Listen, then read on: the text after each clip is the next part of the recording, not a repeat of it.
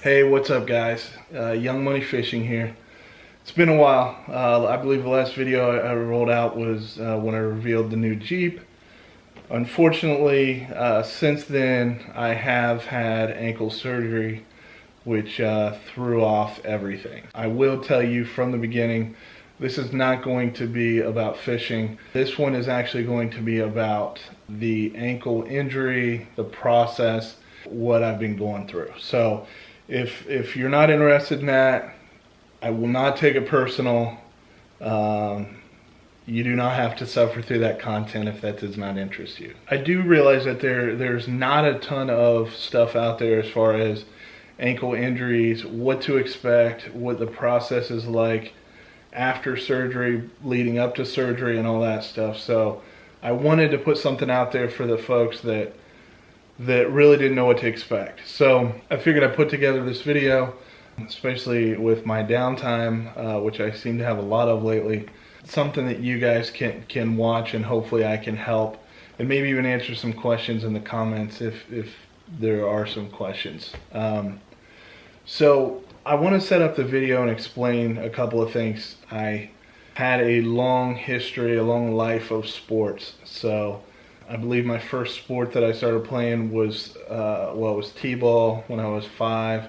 And then from there I moved into baseball and then football. I started football when I was 8 years old. Moved into some wrestling and then finally basketball. Basketball was my end all that I ended up focusing on. That was my #1 sport. But leading up to that, you know, I did play 8-9 years of football as well. So the reason I tell you that is because this injury that I suffered, it wasn't just an injury and then all of a sudden, oh Lord, you know, I had to get surgery.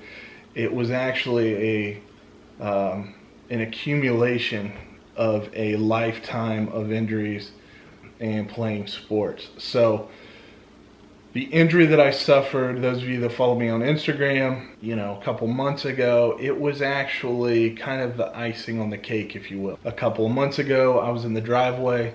I was just playing horse with the kids. I went up for a rebound. I came down, and my foot just barely tweaked, like just barely kicked out from under me. Not much at all. And I literally just kind of winced and said, wow, what was that? You know, and the kids started laughing. They said, that hurt you? And I said, yeah, I can't believe it, but it actually did. So from there, I started to get pain up the back of my leg, came into the house, and from there the swelling started. It continued to swell. It continued to be painful, and I made it, I think, 2 days without going to the doctor. And I say I made it because I'm stubborn, and I should have gone immediately, but instead I thought that it would be a good idea to try to gut my way through it. And you see where that got me.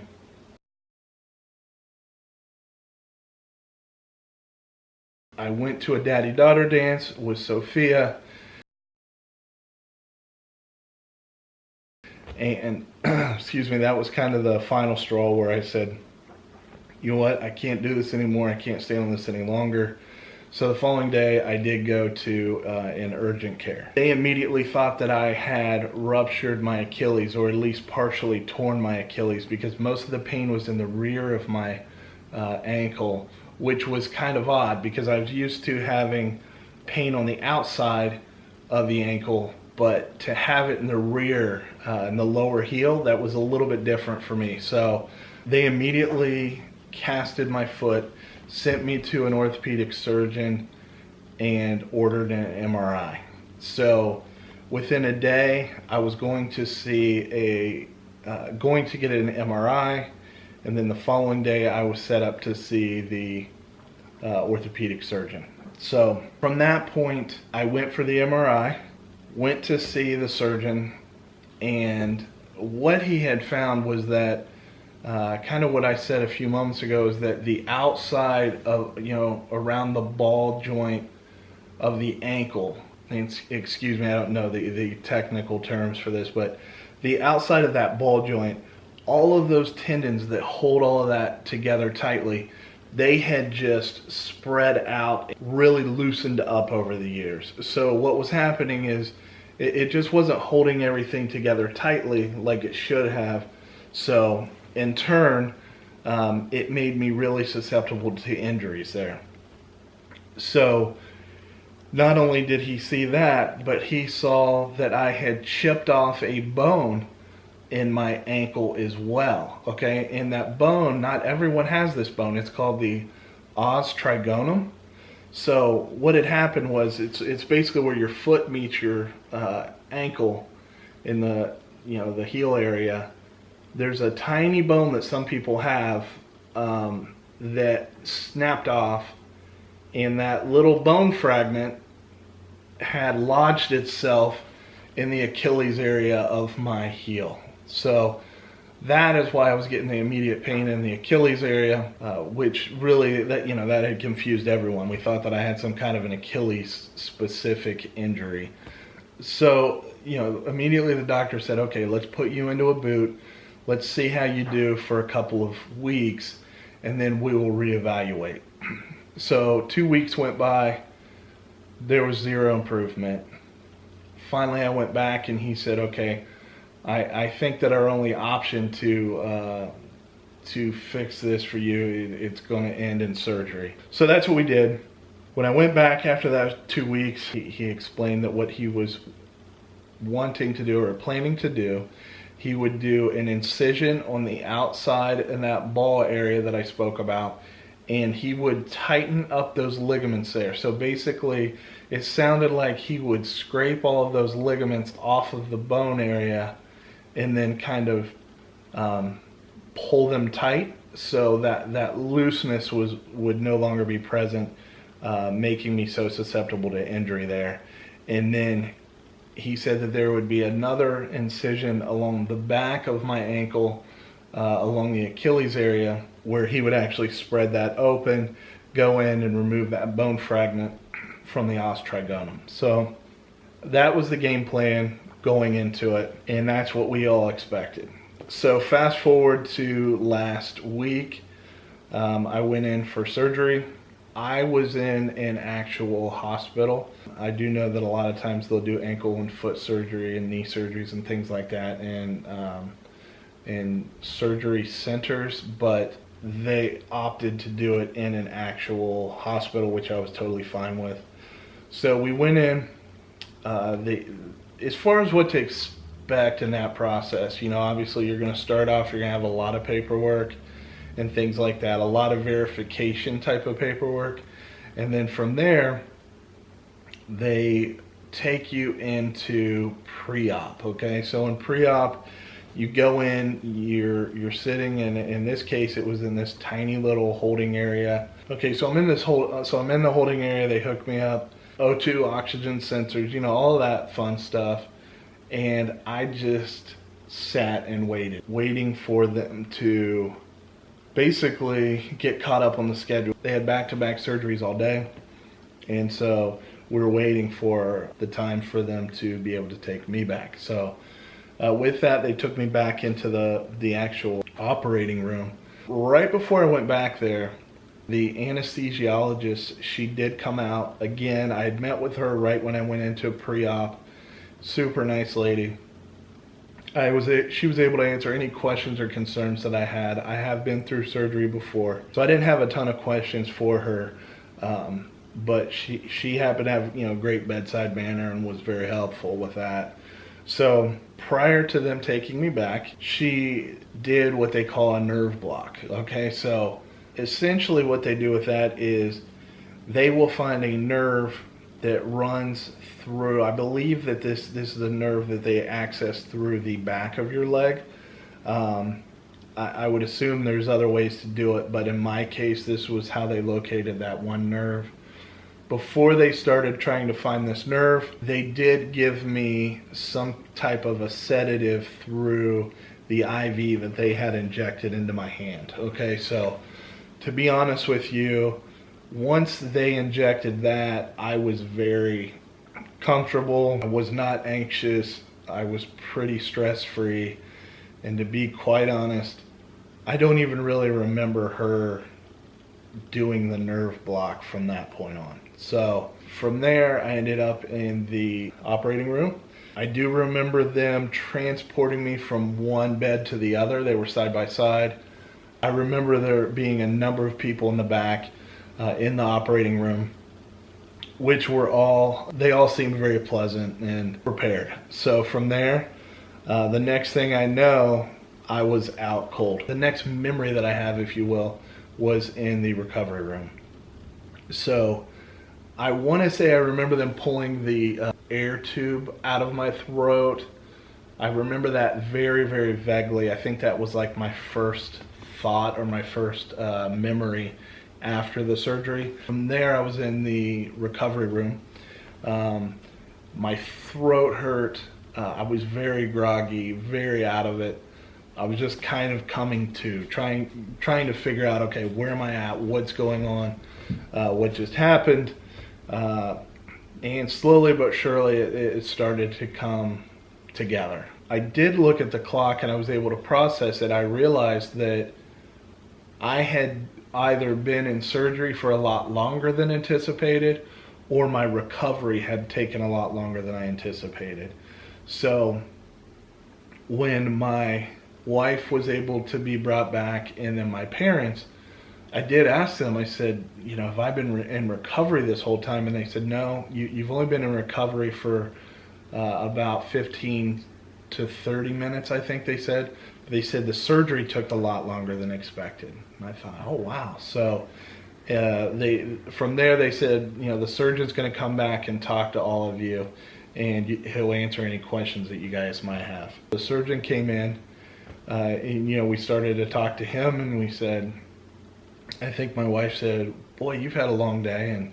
And his comment was, yeah, because of this guy. So I immediately thought, well, what happened, you know? So what had happened was that, like I said, he anticipated doing 2 cuts, and that would be that. Well, once he actually got in there, he had determined that there were other bone fragments as well. So he obviously wanted to get everything and take care of everything while he was in there all at once. He had to do 3 large incisions, okay, rather than just the 2 large incisions, and an additional 4 more incisions for a total of 7, which were scope incisions. So arthroscopic surgery, so that's essentially where they go in, make a very small incision, and they can go in with a camera and do some surgical procedures that way. But in this case, they used the scope to locate the other bone fragments and to make sure that there weren't any others that weren't appearing on the MRI or the series of x-rays or whatnot. So at the end of the day, I ended up with a total of 7 incisions. The surgery that he had anticipated taking, I believe he said 30 minutes, ended up taking closer to 2 hours. So I think it was a long day for everybody at that point. From there, I continued to recover. I stayed in the recovery area for probably another half an hour, so maybe a total of an hour at the most. They made sure that I was comfortable as far as the pain. Even though I had a nerve block, pain was still definitely there. And they explained to me that everyone reacts differently to a nerve block, and it's only, in most cases, only blocks a certain percentage of the pain in that area. So it was totally normal for me to still be feeling pain. So they gave me some things to take the edge off of that pain, if you will. Next thing I know, all the stats and everything were fine, blood pressure, all of that, and they released me to go home.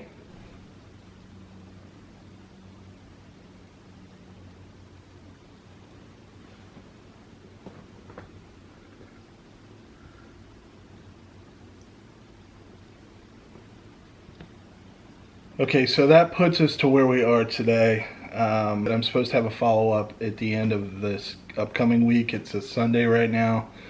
I'm supposed to go in on Friday. I do know that expect that hard cast, and immobility. So I do have my scooter, which most of you have seen on my Instagram page. It has been a lifesaver. I would highly recommend. Hey guys, so as I was piecing the content together, I quickly determined that instead of putting multiple videos together, I just thought I'd run it all together to where we have one. So this is a setup to where I went to the follow-up. This was the first follow-up after a 2-week period. Here's some video of the uncasting, if you will. This is where they took the original post-surgery splint off and prepped me for a hard cast. So check it out.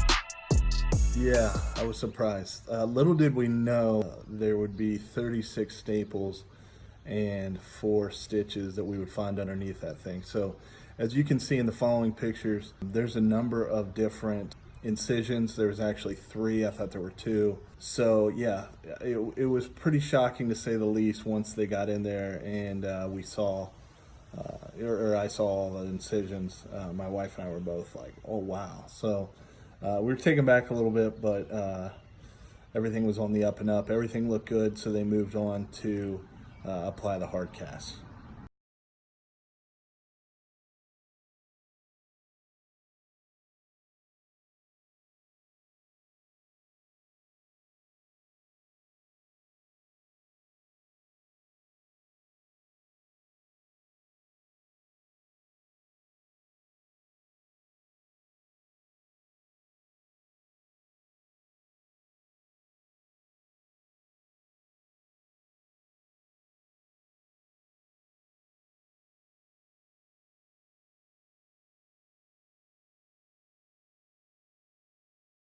So at this time, I am in the hard cast. It has been 2 weeks. I go back Friday to get the hard cast off, and then I will be able to move on to the walking boot. So needless to say, I'm super pumped about that. So there you have it. There's my ankle surgery story. Like I said before, any questions that you guys might have, I'll do my best to answer them in the comments below. I'm not a doctor, so all I can do is speak on experience, but I'd be happy to answer anything that might make you at ease in going into surgery of your own. So again, thanks so much for tuning in to this off-topic Young Money Fishing video. Check out the channel. We'd love to have you as a new subscriber. Comment, like, subscribe. Thanks so much, guys. We'll see you on the next one.